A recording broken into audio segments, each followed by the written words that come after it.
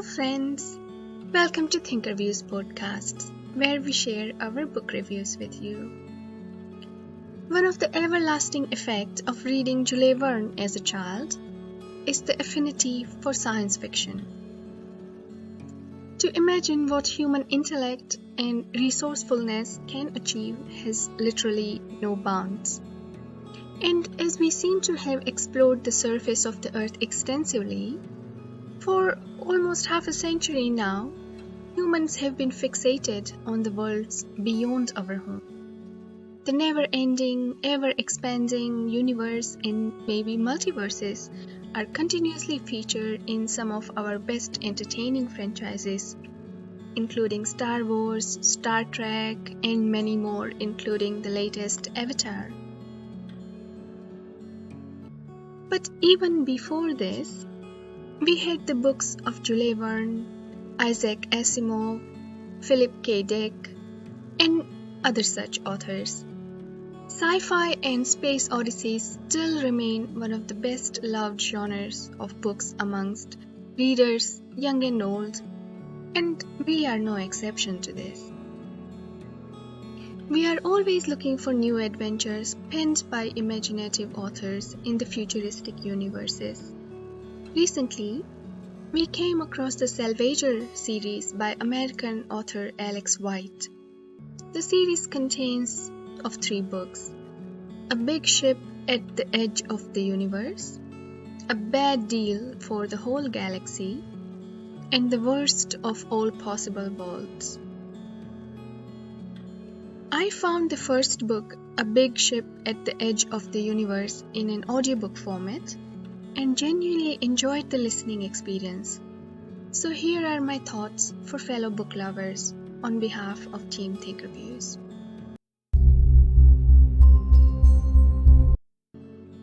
Let's take a look at the paperback copy of the book. The cover page features the vast blackness of space being invaded by a spaceship traveling through it, leaving a trail of fire and smoke in its wake. It is a minimalistic black and white design with apt representation of the emptiness of space and the almost insignificant size of humans inhabiting it. Although the devastating and destructive power of our race is beyond question. No matter where we are, we seem to be able to find reasons to fight. Let me share the storyline with you. Nyla Brio is a young and extremely talented racer who is all set to break records and claim the most prestigious place in the world of intergalactic racing.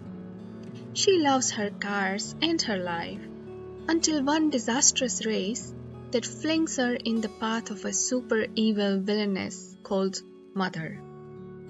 While Mother's primary target is another driver, Cyril Clow, Nyla is the witness to this murder and hence cannot live to tell the tale. Nyla somehow escapes Mother using arcane magic, but she ends up in the strangest part of the world of Gentry Station, with no money and no friends. When she finally is able to summon help, it is only to find that her helpers are compromised and the whole galaxy is looking for her. She is supposed to have murdered Cyril. And the only person that Nyla knows can provide some answers is Elizabeth Ellsworth, who sold Cyril the information that led to his death. But Elizabeth Ellsworth, or Boots, has a lot of enemies, and one of them is Cordell Lamar, captain of a marauder ship called Capricious. Cordell has come calling on Boots to get some answers of his own. Boots tries her best to escape, but ultimately, after a few thrilling chases, both Nyla and Boots end up as prisoners on the Capricious. The crew of the ship contains Cordell Lamar as captain, Quartermaster Orna Sokol, Dr. Malik Jan, Pilot Aisha Jan, First Mate and Datamancer Armin van de Beer, and Cook Didier Thomasy. Not easily, but eventually the prisoners become part of the crew. So now they also have Boots, her military-grade artificial intelligence device, Kinnard or Kin, and Nyla. While Nyla only wants to get back to her world on Taitu and get her name cleared so she can continue racing, Boots sells the idea of pursuing the Hero to Cordell. The Hero was the biggest ship ever built in the universe and has been inexplicably lost right from its first mission. It was the information pertaining to the Hero that brought Boots to Mother's attention. She burnt Boots' office and murdered Cyril. Now she has managed to turn Nyla into a hunted fugitive, and soon she is chasing Capricious. A space battle follows, and the Capricious manages to escape to the world of Carré.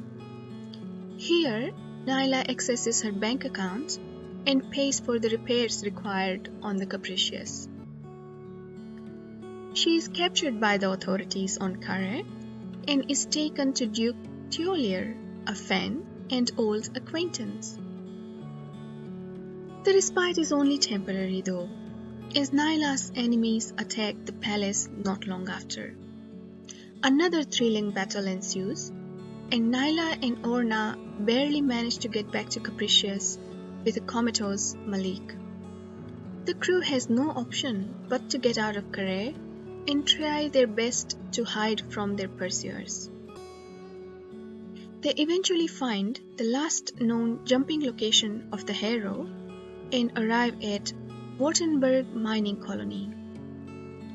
What awaits for them here is beyond any of the crew's imagination. Prophecies and power, magic and mutiny, secrets and shadows. Unknowingly, they have stepped into the biggest secret in the universe, and their journey is far from over.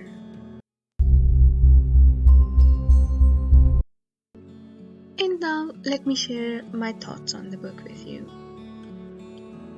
The very first thing this book reminded me of, and probably most readers, is Firefly, a sorely missed space adventure series that featured a similar set of characters on a ship that was busy with intergalactic smuggling and adventures that took them to the far frontiers of the known universe. But this by no means is a copy.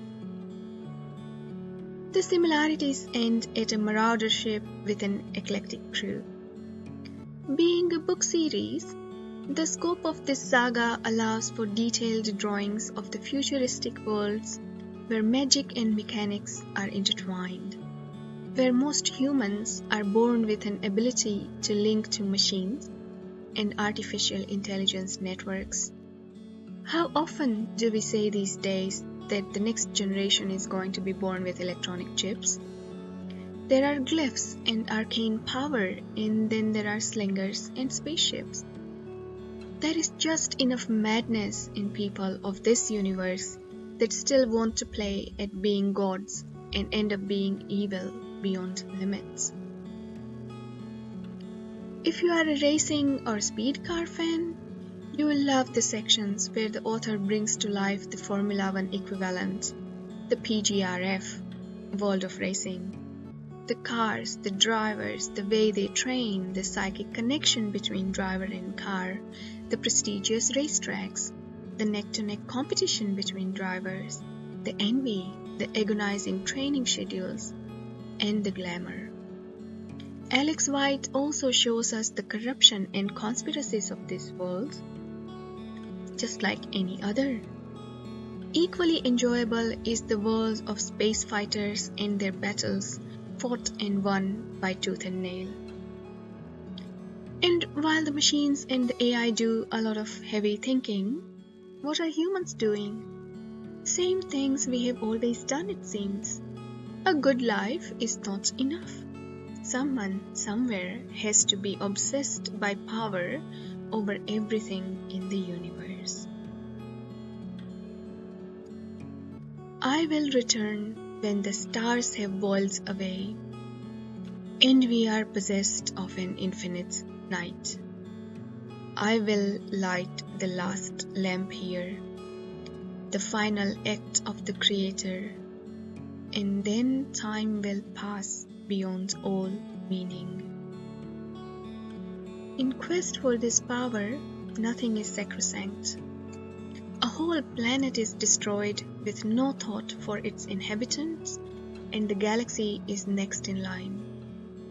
Even when the capricious brings to light this conspiracy, nothing earth-shattering happens. The villains run and hide, the loot is divided up greedily, and the lawyers get their share for nothing, and life is supposed to go on, more or less in the same fashion. The author does a very good job of portraying the callous and short-sighted nature of humanity, no matter how evolved we become. The characters are all a treat. They are so much more powerful in the physical sense, with their inherent magic, and yet so vulnerable on the emotional side.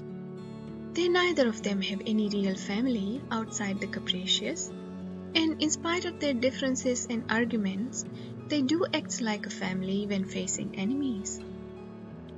Neither of them envisaged being where they are, but the vagaries of life have brought them together on this ship, and by the end of this book, most of them decide to stay here by choice. The language of the book is filled with futuristic things and expressions, and the descriptions of places and planets will really delight the sci-fi lovers.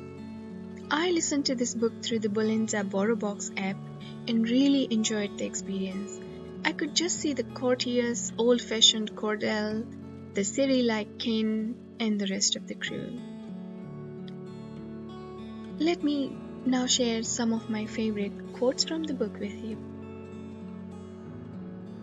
Every legend is a fluffy story wrapped around a piece of hard evidence. If the world turned upside down twice, was something righted?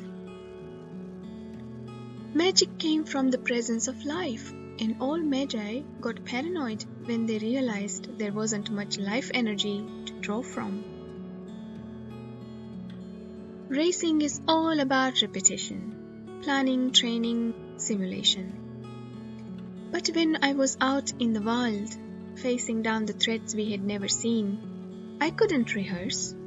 I just had to do what was inside. If I flinched, I died. If I made a mistake, I died. To drive a perfect lap, that's easy.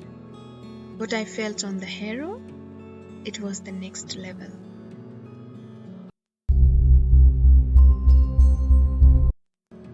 So in summary, it is a gripping, moving, thrilling tale of the quest for the lost treasures and solving the mysteries. I have since also enjoyed reading the rest of the series and also through audiobook format, and can recommend it to any readers out there who enjoys sci-fi and adventures. This is the book to pick up if you have a few days to spend in the vastness of space and would enjoy going on thrilling, adventurous journeys. ThinkerViews rating for the series is at around 8 out of 10.